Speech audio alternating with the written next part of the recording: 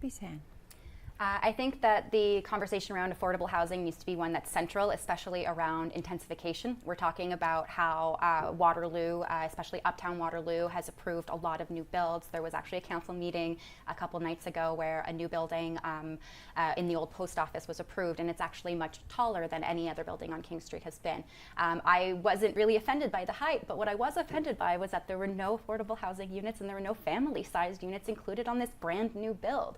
It's also interesting that the entire that the condo has a podium for family use, but families won't be able to live inside the building.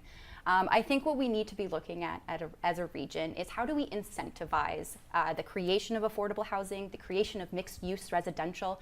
I will be honest, I don't really see additional funding coming from the provincial government. It doesn't seem to be one of their priorities that they've stated publicly, and I think that we could have more success lobbying for other things rather than that. So what I think that we need to do is work with the private sector, work with developers.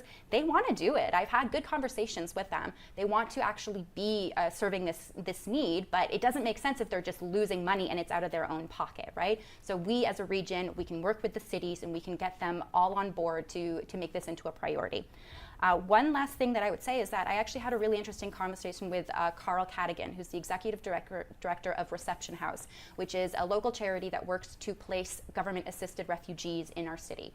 And he was telling me that one of his main problems with landlords is that sometimes they'll actually keep properties empty rather than subsidizing them and having them at a lower rate so that these families can afford to be there. So we have all these empty properties, especially around the university, that aren't being used. So we need to be looking at what we have, how we use it better, and how do we grow.